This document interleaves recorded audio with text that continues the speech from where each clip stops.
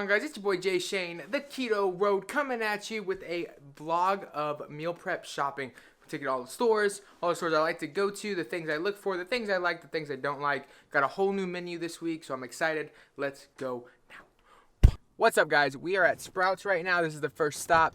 I like to come here to get my meat, my cheese whiz, anything else that I might find that's like local promoting. Sprouts is a farmer's market. It's real popular here in Houston. I don't know if they have it anywhere else, but I definitely like it. So let's go see what we can find. So to be honest, while I'm here, I'm going to be looking for zero carb options. I only have 15 total to use for the entire day. So I tend to think about that hard, what it's going to be used for, way in advance before I come to the store. So really, I'm just looking for moderate protein, high fat options to enjoy with that food. Hey, look, guys, it's Satan.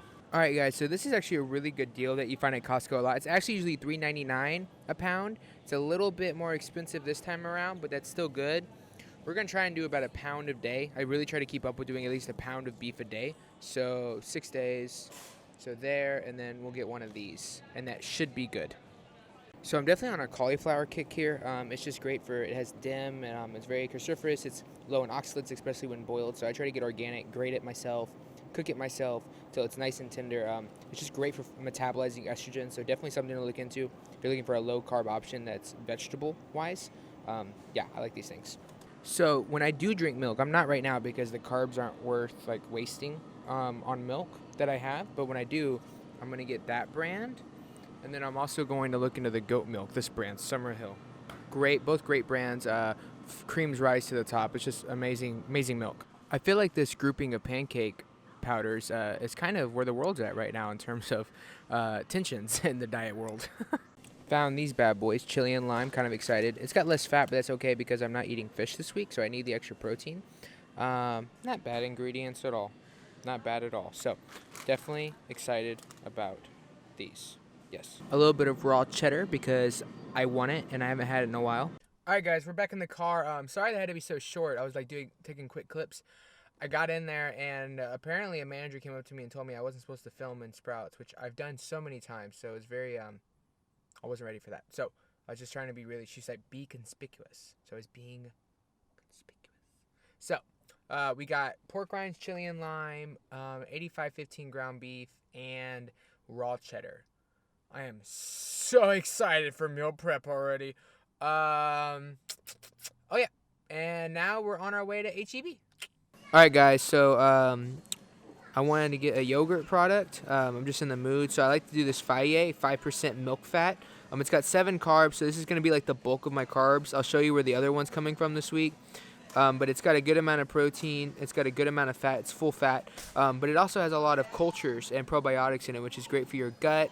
And y'all know me, I'm really big on digestive health. So definitely something to keep in your arsenal is like a nice cultured full fat yogurt or like a sauerkraut or kimchi. Something to just help give your gut some healthy probiotics. All right, guys, this is where the magic happens. We got this keto nut spread. It's chocolate hazelnut flavored. It's absolutely delicious. Let's look at the ingredients. So it's peanuts, 50%. It's pumpkin protein, peanut oil, chia seeds, hazelnuts, flax seeds, natural flavors, and unsweetened chocolate, okay?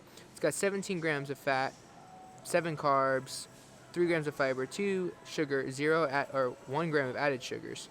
I wonder where that's from. Probably the unsweetened chocolate or the natural flavors could have something in it. And then 12 grams of protein. All in all, though, it is a great product. I'm absolutely in love with this stuff. In fact, I bought 2 because I have issues. But definitely something to check out if you have a chance. What is going on, guys? All right, we are back at the house. Got all the groceries. Let me show you what we got.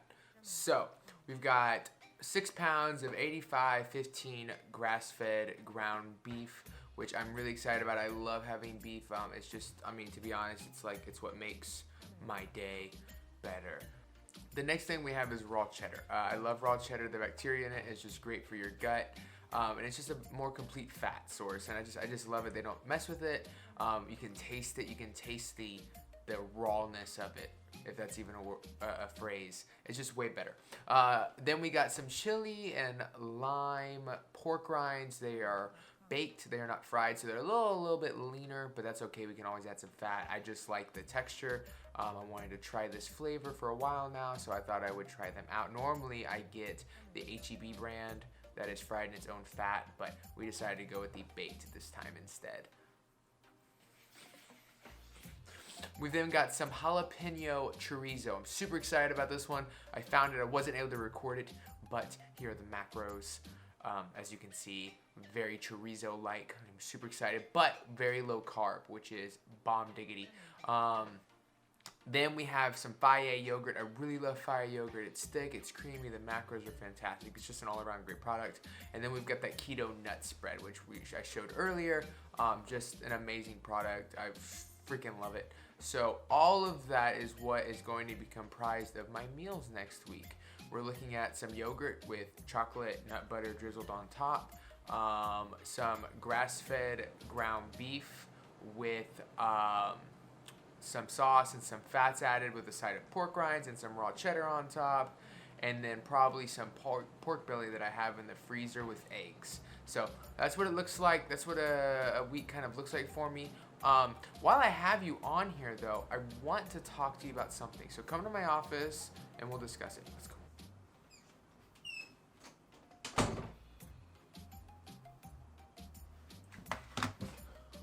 What is up, guys? Okay, so we are at the computer. So one thing I want to talk to you about really quickly. I've had a lot of people come to me, clients and such, and other just random people on the internet, and there seems to be a expectation of extreme scale number loss.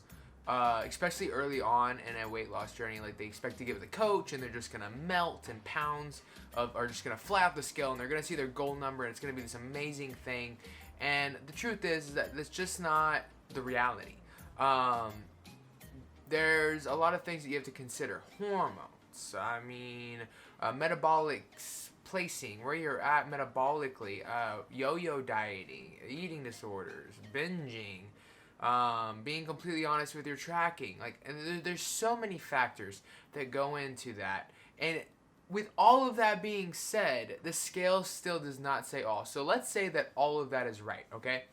I'm gonna take you through a journey. So my last prep, granted, let's look at a couple things. My hormones were not where they're at now. They were a little bit bad. I was yo-yo dieting a lot. But my last prep, I started at 200 pounds. I'm looking at my spreadsheet right now. 200 pounds.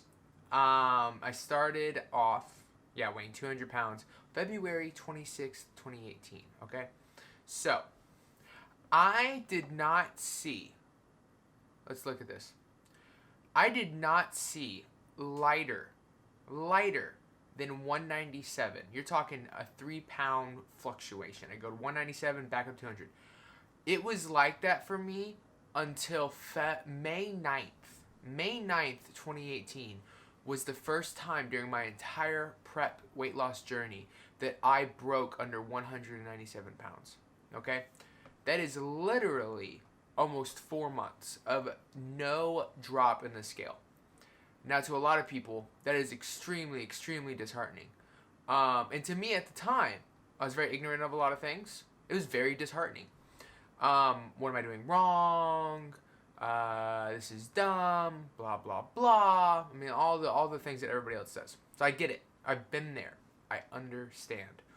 However, I decided to see where I was at measurement-wise. I started taking measurements every 4 months at the very beginning of this. And so I took measurements, okay?